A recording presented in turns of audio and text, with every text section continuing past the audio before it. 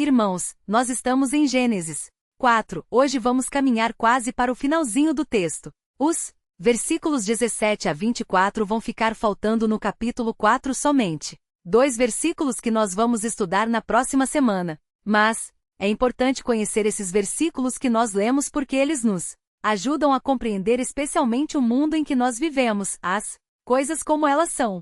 O livro do Gênesis nos mostra a origem das coisas e nós podemos aprender muitas verdades sobre o presente, observando essas lições que emanam aqui do passado. Eu quero destacar de início que esse relato que nós lemos, os versículos 17 a 24, esses versículos, eles têm alguns paralelos em documentos antigos de outras civilizações antigas, civilizações que se desenvolveram, por exemplo, na Mesopotâmia, na Suméria, na Fenícia. Existem relatos, documentos antigos que mostram dessas civilizações, desses povos da antiguidade que mostram a existência de uma certa relação com esse texto que nós lemos.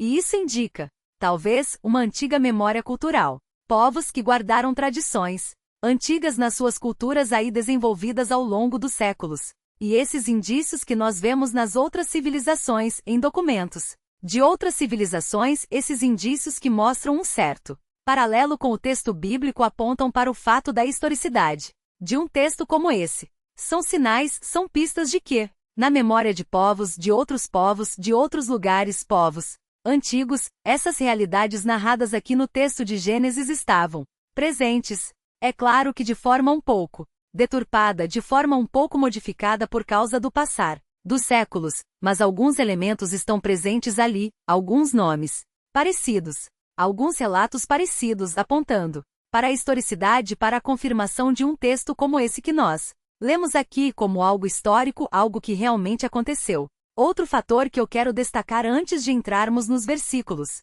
propriamente ditos, cada um deles, odeando para cada um deles é o fato de que esse trecho que nós lemos mostra uma linhagem perversa. As pessoas que são citadas aqui nesse texto são pessoas más, são pessoas ímpias. Mas se nós olharmos para o texto e procurarmos a evidência disso em cada versículo em si, olhando para cada versículo em especial, nós não conseguimos obter dessa análise uma evidência clara disso, de que cada pessoa mencionada aqui, cada nome, cada personagem foi uma pessoa má. Então, por que é que eu posso dizer que essa linhagem é uma linhagem de pessoas ruins? Por quê? Existe nesse texto aqui, em comparação com os versículos que vêm depois, o versículo 25 e o versículo 26, existe um mecanismo, é um mecanismo literário, é um mecanismo retórico, é uma forma de escrever, que indiretamente aponta para o fato de que essa linhagem mencionada, nos versículos 17 a 24, era uma linhagem ruim. Como assim? Como nós podemos deduzir isso? Nós podemos deduzir isso através de uma espécie de paralelismo, um contraste, um paralelismo, que aponta para um contraste entre essas pessoas mencionadas no texto que eu li e a linhagem de 25 e 26. Na linhagem mencionada, em 17 a 24, nós vemos ali indícios de pessoas más, predominantemente Lameques. Nós vemos a menção de Caim, um homem que já caiu no desagrado de Deus. A história relata que foi um assassino, foi um fratricida, matou seu irmão. Então nós temos esses indícios aqui presentes, relatos de violência presentes no texto, e percebemos um contraste com os versículos 25 e 26 que destacam uma outra linhagem que no versículo 26 é descrita como uma linhagem que começou a invocar o nome do Senhor. Então há esse contraste na construção gramatical. E havendo esse contraste na construção gramatical, nós temos então aqui, como um dos objetivos do escritor, o uso de um artifício retórico estrutural literário para dizer o seguinte: olha, tem duas linhagens aqui, uma é perversa, a outra é piedosa. Então, em face disso, dessa mensagem que o autor quer transmitir por meio desse mecanismo literário, nós podemos dizer, essas pessoas mencionadas aqui no versículo 17 até o 24, são pessoas sem Deus. São pessoas más. Elas estão em contraste com a linhagem de Sete, que são pessoas que invocam ao Senhor. Essas não invocam ao Senhor. Essas são pessoas más, e uma das provas claras disso, além do contraste que nós vemos na estrutura, que é montada aqui literária, a predominância da figura de Lameque, um assassino, um homem perverso que se orgulha das suas maldades. Então é por isso que podemos dizer isso. Há aqui a linhagem de gente má. E partindo então desse pressuposto, partindo da ideia de que estamos lidando com um texto que relata que aponta para pessoas ruins, então, nós podemos extrair desse texto alguns fatos sobre as pessoas. Mas, nós podemos extrair desse texto algumas verdades sobre as pessoas perversas, e é bom que nós façamos isso. É bom que nós extraíamos essas verdades acerca das pessoas perversas por uma razão muito simples. Nós convivemos com pessoas perversas. Nós estamos rodeados de pessoas que são perversas, e é importante que nós consigamos fazer uma leitura correta delas e compreender o mundo em que vivemos, e tomemos então as devidas cautelas e saibamos como nos relacionar com esse mundo que nos cerca, que é marcado por pessoas perversas. Então é possível olhar para o texto e descobrir algumas realidades sobre pessoas assim, e é o que nós vamos fazer agora. Então, com a ajuda de Deus, vamos olhar para esse texto e vamos extrair desse texto alguns fatos sobre as pessoas perversas. Então observe a primeira verdade. A primeira realidade acerca das pessoas perversas. Note ela. Está nos versículos 17 e 18. São os dois versículos que servem de base para essa primeira realidade. A primeira é a seguinte: os perversos muitas vezes são agraciados com uma longa posteridade. Mas note bem, não é uma posteridade qualquer, é uma posteridade de gente ruim. É perigoso ser perverso, porque parece que a perversidade acompanha as gerações vindouras. Os filhos aprendem com os pais, os netos aprendem com os avós, e aquela perversidade, ela vai se perpetuando na família, ao longo do tempo, ao longo das gerações, nas sucessivas gerações, aquela perversidade vai se fixando ali e talvez até aumentando. E nós vemos isso presente aqui. Por isso nós não podemos brincar com a perversidade. Nós não podemos brincar com a impiedade. Nós não podemos brincar com o pecado. Nós temos que trabalhar o nosso caráter como crentes que somos, como pessoas que foram transformadas pela fé em Jesus Cristo, pessoas que foram salvas pela fé em Jesus, e pessoas que são habitadas pelo Espírito Santo, pela ação dele em nós que nos santifica. Nós temos que buscar crescer num caráter de santidade, porque a impiedade, ela pode influenciar os nossos descendentes. Nós podemos ensinar a eles um modo de viver errado por causa do nosso exemplo, por causa da nossa postura, e nós podemos então perpetuar na nossa família, na nossa linhagem, vícios, maldades, obras de perversidade. Estou muito longe de falar de maldição hereditária. Por favor, irmãos, por favor, leiam, ouçam direito o que eu estou dizendo aqui. Não existe maldição hereditária, não existe. Invenção dos neopentecostais, que vivem inventando cada dia uma mentira nova. O que eu estou dizendo aqui é que a posteridade dos perversos muitas vezes é uma posteridade longa que se protrai, que se estende e que perdura na maldade. Deve fazer com que nós estejamos atentos e sejamos cuidadosos, para que nos livremos dos nossos vícios, nos livremos dos nossos erros, nos livremos daqueles hábitos antigos, velhos e que nos tornam pessoas piores, porque nós podemos exercer, esses hábitos podem exercer uma função pedagógica, didática. Eu posso ensinar os meus descendentes a partir daqueles vícios e males que eu pratico e que eu vivo. Vejam o versículo 17 o que diz: e coabitou Caim com sua mulher. Quem é a mulher de Caim? Quem é a mulher de Caim?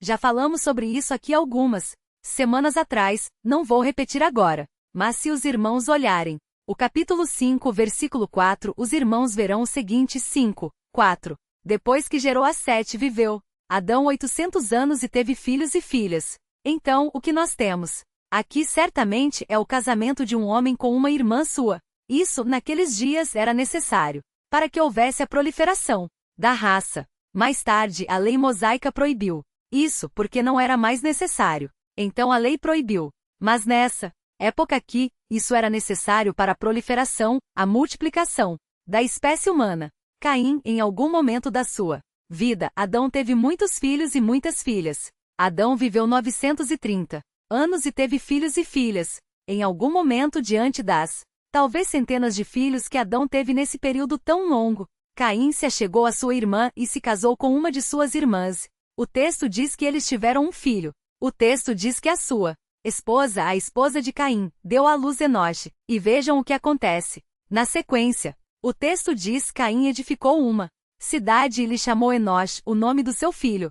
Enoque talvez signifique início, talvez signifique dedicação. Nós não sabemos ao certo o significado desse nome, o nome Enoque. E também aqui nesse texto não fica muito claro se foi Caim ou se foi Enoque que construiu a cidade. Mas, de qualquer modo, o fato é que parece que Caim não foi ali a pessoa que permaneceu nessa cidade. É provável que não, porque a sentença de Caim envolvia ele ser um andarilho, alguém que andasse errante pela terra sem se fixar. Então é possível que Enoque tenha permanecido aí nessa cidade e Caim prosseguiu na sua vida como andarilho, como alguém que não tinha uma raiz em lugar nenhum.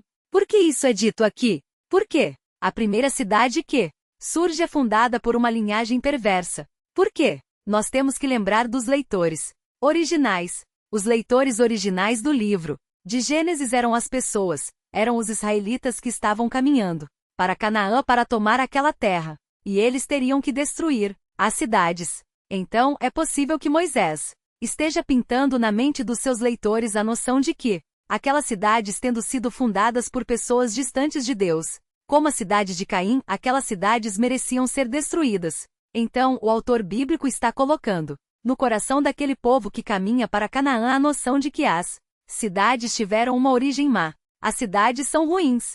As cidades são perigosas.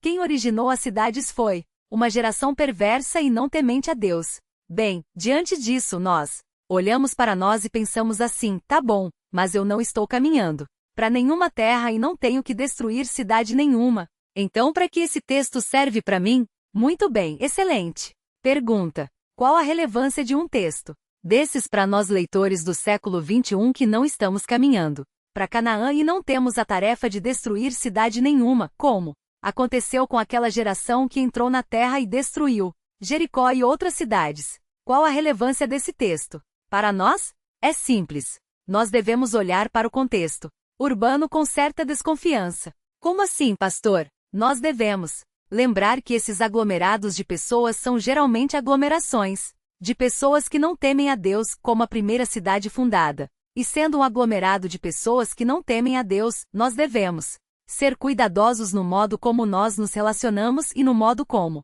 nós vivemos nas cidades. Nós não podemos olhar para a vida urbana como algo inofensivo. Não podemos. Temos que olhar ao redor e lembrar, eu vivo numa cidade. Uma cidade envolve o aglomeramento, ou aglomeração de pessoas que não temem a Deus.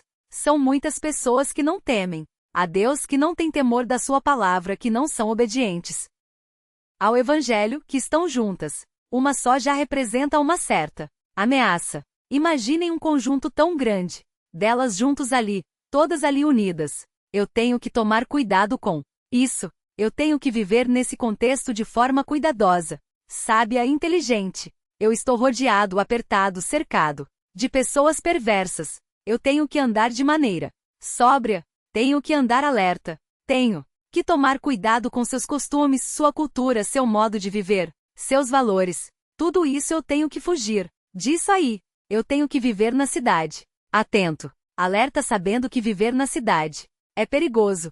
Só há uma cidade que nós vamos almejar. Há uma cidade que será diferente. É a Nova Jerusalém. Essa cidade é a cidade dos santos. É a cidade das pessoas que foram transformadas pela fé em Jesus.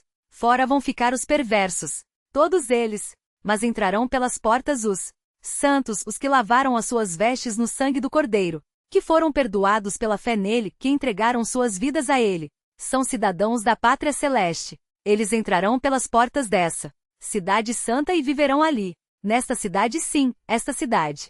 Sim, nós devemos aguardar, ansiar, nela nós descansaremos. Mas as cidades hoje, nós devemos olhar à luz de um texto como esse aqui, como lugares perigosos. E o texto prossegue e diz: Enoque nasceu-lhe Irade, Irade gerou a Meújael, Meújael a Metusael, e Metusael a Lameque. Nós não sabemos absolutamente nada sobre essas pessoas.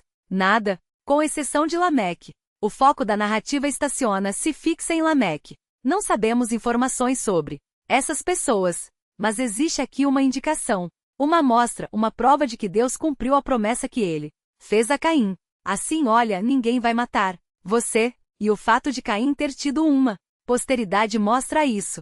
a fidelidade de Deus às suas promessas. Nós vemos aqui um texto terrível? Vemos. É um texto que mostra perigos? É, mas é um texto também que mostra a fidelidade de Deus à sua palavra. Os ímpios, eles têm uma geração que se protraga. Eles têm uma posteridade muitas vezes longa. O próprio Senhor os preserva. E nós não conseguimos compreender essas coisas, mas o próprio Senhor os preserva. E isso também deve nos servir de alerta. Talvez o Senhor preserve a posteridade dos ímpios e mostre como essa posteridade herda os hábitos perversos dos seus antepassados, pela influência que seus antepassados exercem sobre eles, para nos incutir temor, para que nós sejamos sábios no cuidado com os nossos descendentes, para que nós mostremos e forneçamos aos nossos descendentes um exemplo de virtude, de santidade, de bom caráter, para que tenhamos uma posteridade que aprenda o bem e não o mal conosco. Mas o texto prossegue. E o texto é simples, o texto é fácil. O texto chega no versículo 19 e nós aprendemos algo mais sobre os perversos. E esse algo mais, eu confesso, para vocês que é algo que sempre me intrigou. Está nos versículos 19 a 22. Veja o que diz. O texto diz aqui que Lameque tomou para si 2 esposas e aqui nós já vemos um traço da maldade dessa linhagem. É o primeiro traço que aparece aqui da maldade. Casamentos errados. Famílias fora do eixo central da vontade de Deus. Deus havia revelado a sua vontade no capítulo 2. O texto diz no capítulo 2, no versículo 23 e 24, capítulo 2 diz assim: E disse o homem, esta final é osso dos meus ossos e carne da minha carne. Chamara-se a varoa, porquanto do varão foi tomada. Por isso deixa o homem pai e mãe e se une à sua mulher, tornando-se os dois uma só carne. Qual é o padrão de casamento que Deus estabelece aqui? Ele diz deixa o homem pai e mãe e se une a quantas mulheres? Quantas mulheres um homem pode ter? Não. O texto mostra o padrão. O texto diz deixa o homem pai e mãe e se une à sua mulher. Ele pode ter uma mulher. Esse é o padrão que Deus estabeleceu. Lameque conhecia esse padrão. Ele conhecia essa história. Era a história do seu avô, do seu bisavô, do seu tataravô, enfim. Ele conhecia essas coisas. Mas o texto diz que ele tomou para si 2 esposas. E nós vemos aqui já um traço das gerações perversas. Casamentos errados. Casamentos que fogem do padrão de Deus. Isso é um traço da sociedade sem Deus. A sociedade sem Deus como era. A família de Caim, uma sociedade perversa, uma geração perversa, um grupo de pessoas perversas. Esse grupo tem isso, prima por isso, por estabelecer vínculos, conexões familiares, casamentos fora da vontade de Deus, desobedecendo o ideal de Deus, a vontade de Deus, aquilo que Deus estabeleceu. E a partir daí as coisas começam a piorar. É interessante, o que eu quero apontar aqui para os irmãos não é tanto o casamento de Lameque, porque isso é um detalhe que aparece aqui, apenas um detalhe que nos chama a atenção nesse contexto de maldade. É o primeiro caso de bigamia que nós temos aqui na Bíblia. É de um descendente de Caim. É o primeiro. Não é por acaso que isso está aqui, mas isso é mencionado como que de passagem, porque o que eu quero destacar aqui é que os perversos, muitas vezes, são dotados de talentos especiais. E é isso que me intriga, me intrigou. Muitas vezes antes de eu estudar esse texto, os perversos, muitas vezes, são dotados de talentos especiais. Vejam a sequência do texto. Texto fala de Lameque tendo 2 esposas, eis aí uma marca, como eu disse, da sua perversidade, o afastamento do padrão de Deus. E os perversos fazem isso, eles se afastam do padrão de Deus para o casamento. E o texto diz que Lameque tomou para si 2 esposas, o nome de uma era Ada, a outra se chamava Zilá. É curioso, porque nesse texto aqui nem sempre o nome das mulheres é mencionado. Por exemplo, qual? O nome da mulher de Caim? Não é mencionado aqui. Se eu fosse escrever esse texto, eu colocaria o nome da mulher de Caim. É mais famoso. A mulher dele merecia ter o nome dela aqui, mas o nome dela não é mencionado. Mas os nomes das esposas de Lameque são mencionados. Uma se chamava Ada, Ada teve 2 filhos e a outra se chamava Zilá. Zilá teve um filho e uma filha. Então são aí os 4 filhos de Lameque. Mas porque Ada e Zilá são mencionadas pelo nome, os irmãos vão ver depois na poesia que Lameque fez, no Cântico de Lameque, os irmãos verão que Ele se dirige a elas e as menciona pelo nome mais uma vez. É possível que Ada e Zilá tenham sido mencionados aqui porque elas são as únicas ouvintes de Lameque. Lameque fez um cântico que é denominado hoje em dia como Cântico da Espada. É o nome do cântico de Lameque, o Cântico da Espada. Por quê? Porque é o cântico de um vingador.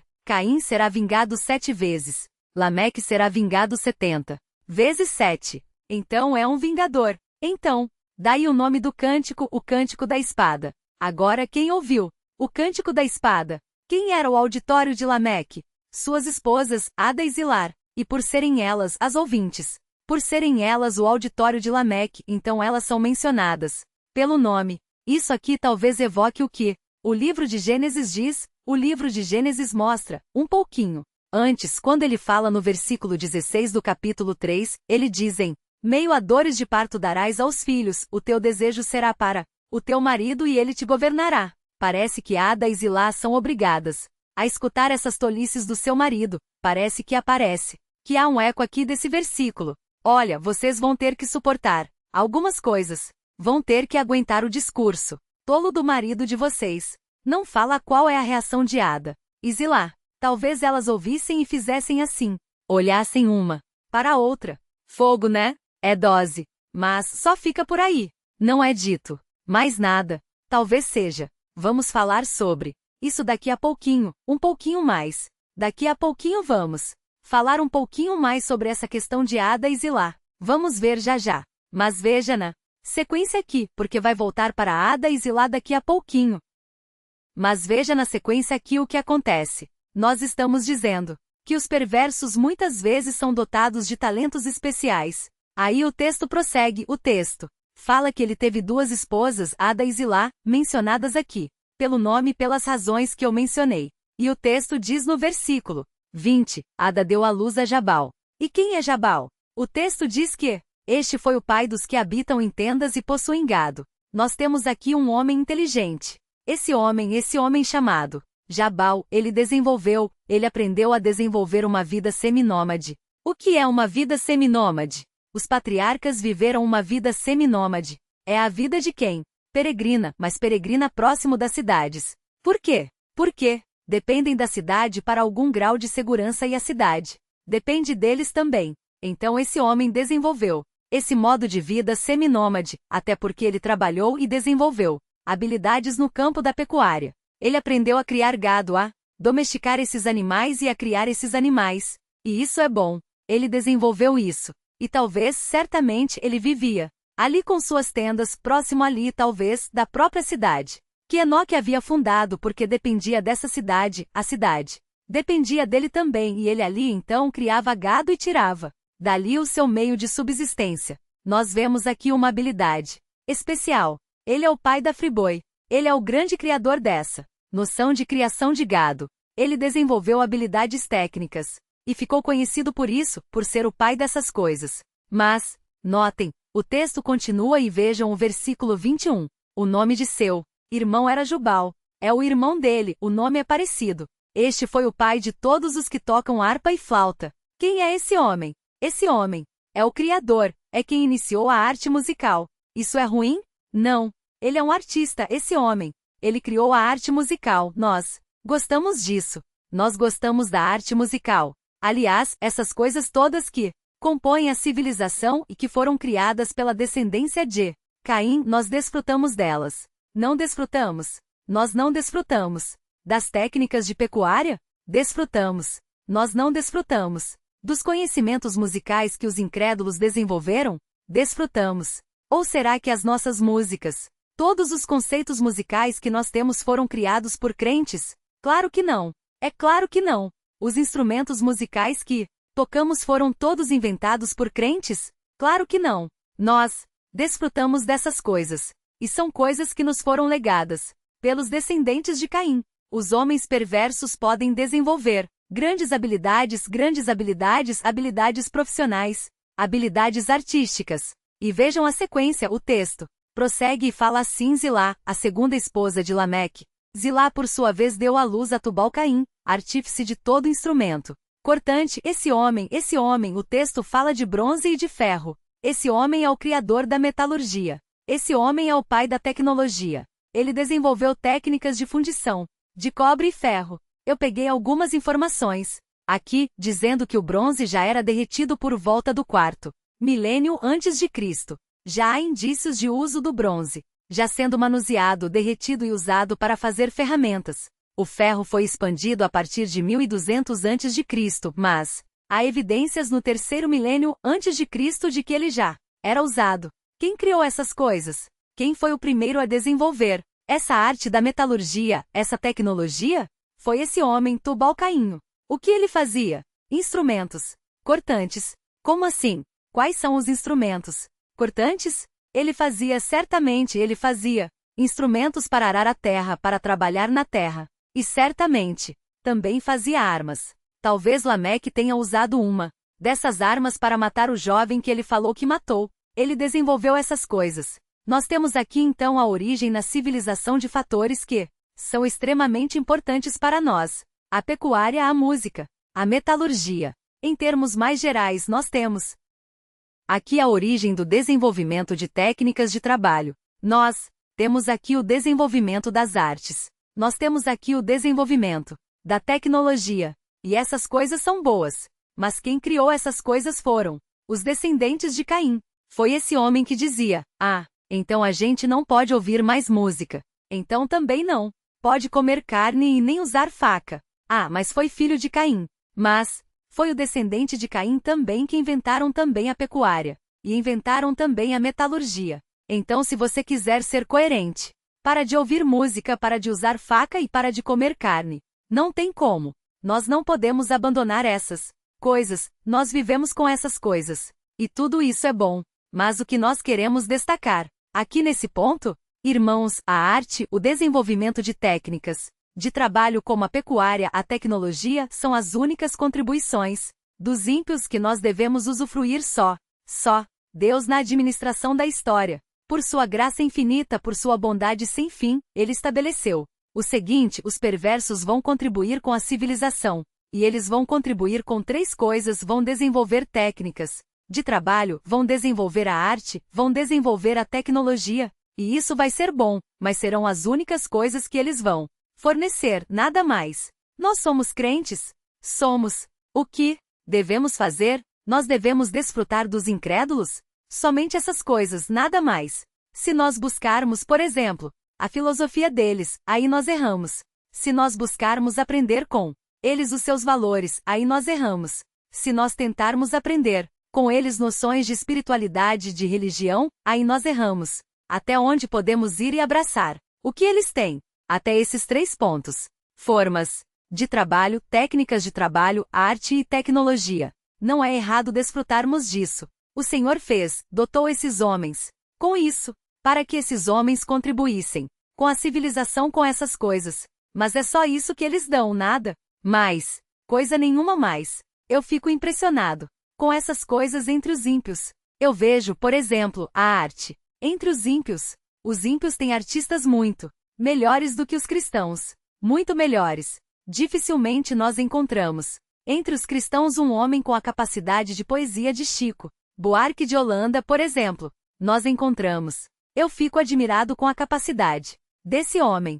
Quando eu vejo a poesia dele, leio as letras que ele escreve. Claro que eu não concordo com a mensagem da letra muitas vezes, mas a capacidade de fazer aquela rima, a métrica, a arte de construir a poesia, é uma habilidade fora do comum. É impressionante. Nós ficamos impressionados com a capacidade de alguns incrédulos de produzir melodias. Eu gosto muito de ouvir aquele grupo Roupa Nova, já ficou até velho. Já virou maltrapilhos. Deveria ser agora, não é? Deve ser maltrapilhos, porque a roupa já era mais nova, não é? Tão velha o quê? Mas eu gosto de ouvir aquelas linhas melódicas. Como eles conseguem construir aquelas linhas melódicas tão gostosas de se escutar. Como é lindo aquilo tudo. Como nós gostamos de assistir uma apresentação musical bem feita. Quando estava vivo, eu ouvia Luciano Pavarotti até estourar o CD, até esquentar o CD e derreter, de tanto que eu gostava de escutar Luciano Pavarotti, Andrea Bocelli. Estou falando de pessoas aqui que os jovens nem sabem quem são, né? Sabe quem são? Andrea Bocelli, essas coisas. Eu fico impressionado com essas coisas. Eu aprecio muito também cinema, arte dramática. Quando eu vejo aqueles atores bons de verdade, fazendo representações teatrais com uma habilidade, eu fico impressionado. Durante um tempo, quando eu era jovem adolescente, eu gostava muito de Robert De Niro. Eu gostava dos filmes que ele fazia e as representações dele. Ele era capaz de com um olhar transmitir algo, transmitir maldade ou bondade só com o olhar que ele lançava ali para a câmera. Era impressionante ver isso. E nós não temos essas coisas no meio cristão. Nós temos músicas bonitas, temos músicas boas, mas nós percebemos com facilidade que os incrédulos são mais hábeis do que nós nas artes. São bem mais hábeis do que nós. Nós vemos, por exemplo, a tecnologia. Vemos os computadores, os celulares, quem criou, quem inventou essas coisas. Geralmente são ateus, gente que não tem temor nenhum de Deus. Nós vemos as grandes invenções. Nos dias de hoje, coisas que nos deixam boquiabertos são milagres da tecnologia. Quem criou essas coisas? Geralmente são ateus. Então nós olhamos para esse universo em que vivemos, para o mundo em que vivemos e vemos todos esses avanços. E temos que lembrar, olhando para esse texto de Gênesis 4, temos que lembrar, lembrem-se, é só isso que eles podem oferecer e nada mais. Desfrute da tecnologia deles. É bom. Desfrute da arte deles. Quiser ouvir roupa nova, pode ouvir, não tem problema. Tome um certo cuidado com as letras de vez em quando, mas pode ouvir, não tem problema. Desfrute das técnicas de trabalho deles. Eles são inteligentes. Desfrute disso, não tem problema. Mas só até aí.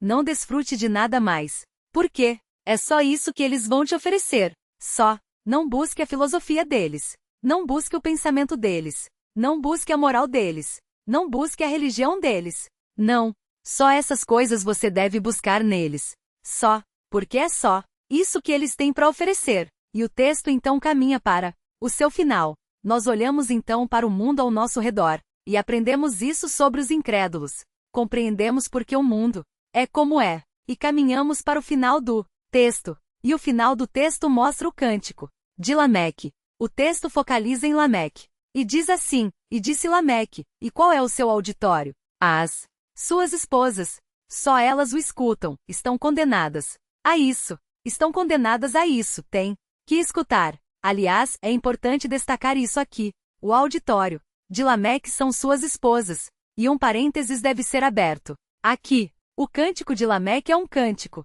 de um homem tolo, de um homem orgulhoso, de um homem perverso. E quem tem que ouvir as manifestações e os pareceres e as ideias desse homem são suas mulheres. Os moços e as moças que estão aqui, todos têm o sonho de se casar, todos querem se casar, querem arrumar um namorado, namorada e querem ter aí as suas famílias e tudo mais. E às vezes avaliam o seu candidato ou a sua candidata a partir de coisas secundárias, a partir de coisas que têm pouca importância. O que um moço e uma moça deve avaliar no seu candidato, no seu paquerinha lá, é o que ele fala. Avalie o que ele fala, porque você vai aguentar o que ele fala pro resto da sua vida. Avalie o que ele fala, porque o rostinho bonito vai sumir, a forma exterior vai desaparecer, mas o que ele fala vai ser repetido por décadas e décadas sem fim. Então avalie o que ele fala, porque o que ele fala revela quem ele é. E você vai ter que ouvir. Você vai ser o auditório das piores sandices se você se casar com a pessoa errada.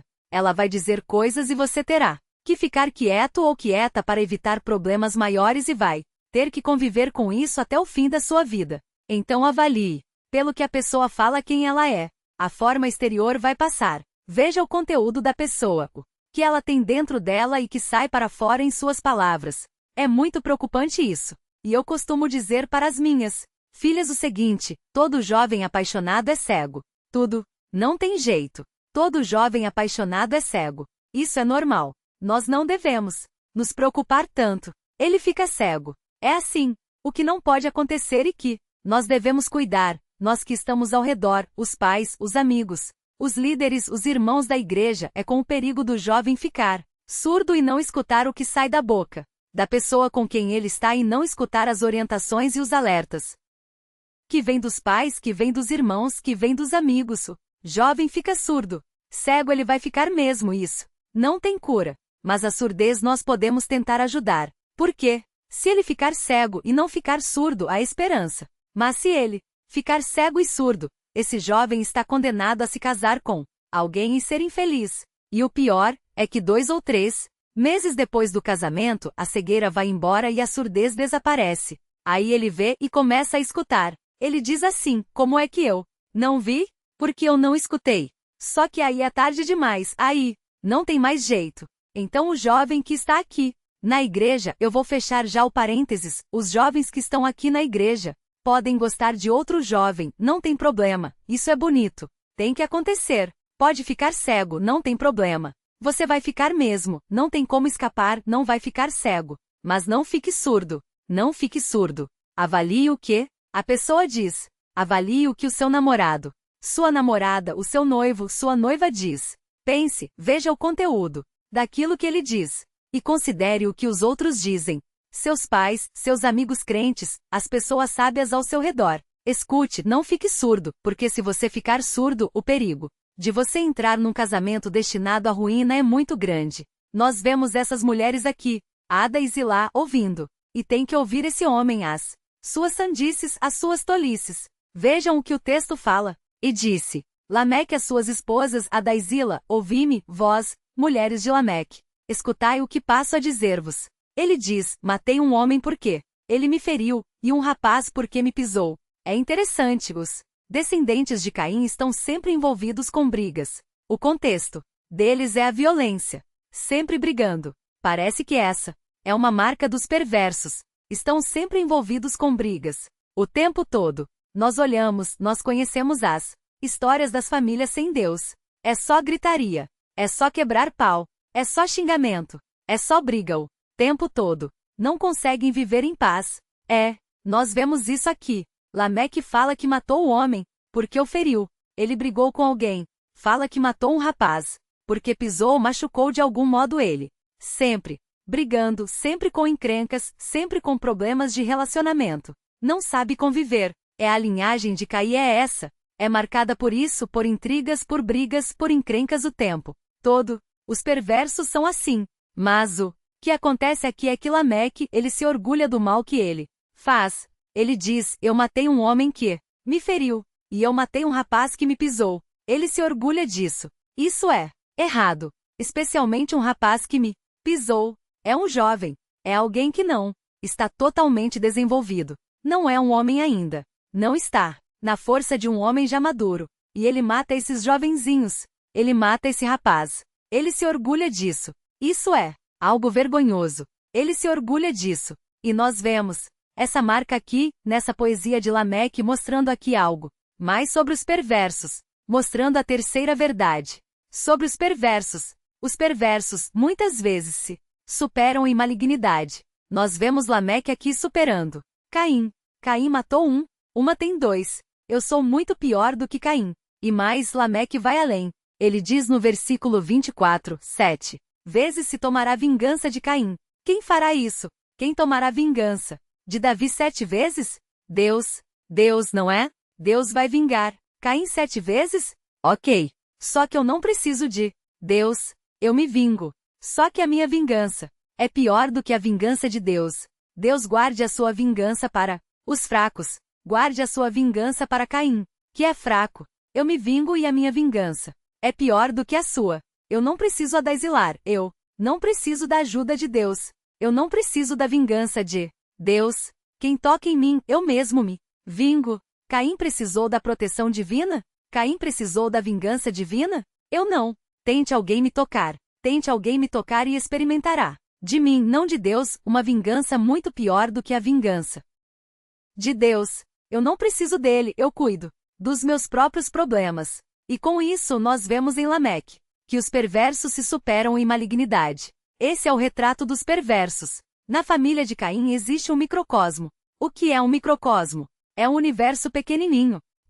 Eu alistei, fiz uma listinha olhando para esse texto, eu fiz uma listinha do que está presente no microcosmo da família de Caim. O que está presente nesse microcosmo? Vou mostrar para vocês.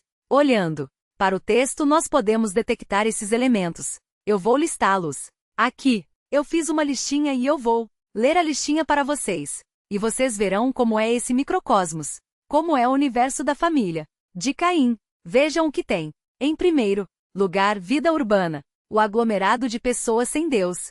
Segundo lugar, casamentos errados. Vocês conseguem ver isso em algum lugar? Vida urbana, pessoas juntas, vivendo juntas, ali concentradas num lugar, todas sem temor de Deus.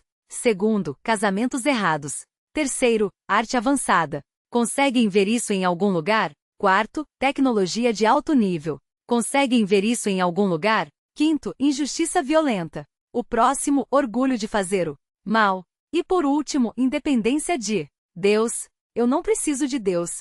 Essas são as marcas da família de Caim. Aí a listinha. Você já viu isso em algum lugar? Vou ler de novo. Vida urbana, casamentos errados, arte avançada, tecnologia de alto nível, injustiça violenta, orgulho de fazer o mal, independência de Deus. Estão aí. Já viu isso em algum lugar? Isso aqui é um pequeno retrato da nossa sociedade. Sabe o que isso significa? Isso significa que o mundo em que vivemos é o mundo de Caim. É o mundo da sociedade de Caim. É o mundo dos filhos de Caim. E nós somos chamados a viver neste mundo. Então, quando nós olhamos para aquilo que nos cerca, e olhamos para este texto que está diante de nós, nós descobrimos por que as coisas são como são. Houve uma semente que foi lançada, e essa semente perdurou na história da civilização. E hoje nós vivemos nesse meio. Nós vivemos entre os filhos de Caim. Como nós devemos viver neste mundo? Como nós devemos viver entre os filhos de Caim numa sociedade assim?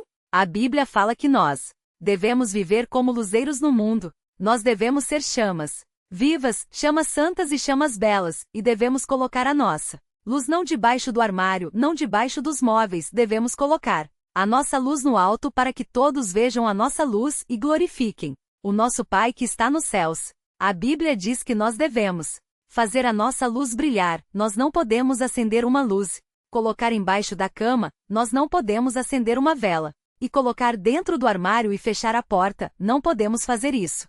Nós devemos deixar brilhar a nossa luz nessa escuridão, mostrando ao mundo que Cristo fez por nós. Nós éramos da cidade de Caim, nós pertencíamos a esse tipo de sociedade que foi descrito aqui. Nós andávamos entre esses homens.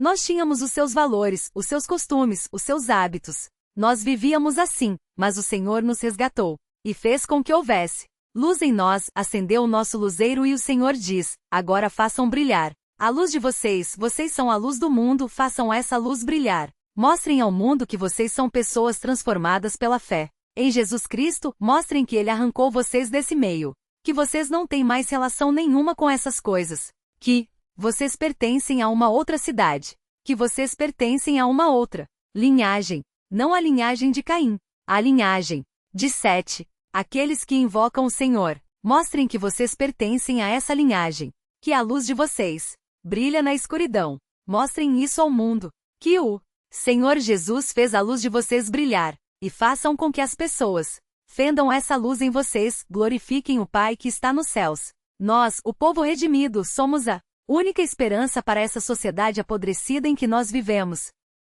Porque nós temos a mensagem da vida, nós temos a chama que pode incendiar os homens, que pode acender novas velas, que pode acender novas luzes. Nós temos a chama que faz isso. Nós temos a mensagem da fé que transforma o coração, que muda as pessoas. Nós somos a única esperança para este mundo perdido, porque temos a mensagem de Cristo. Temos que fazer nessa sociedade caimita em que nós vivemos, temos que fazer nossa luz brilhar para que outras pessoas conheçam a verdade, e conhecendo a verdade por meio da luz que vem em nós, possam sair dessa cidade apodrecida e com suas vidas glorificar o Deus dos céus. Vamos orar. Senhor Deus, nós temos aqui nesse texto o desenho da sociedade de Caim. É a sociedade em que vivemos. As coisas que aparecem aqui nesse texto são coisas que nos cercam o tempo todo e nós as vemos todos os dias, convivemos com elas. O texto que nós estudamos aponta cada uma delas desenhando uma sociedade que existiu e que ainda existe e está viva, trabalhando,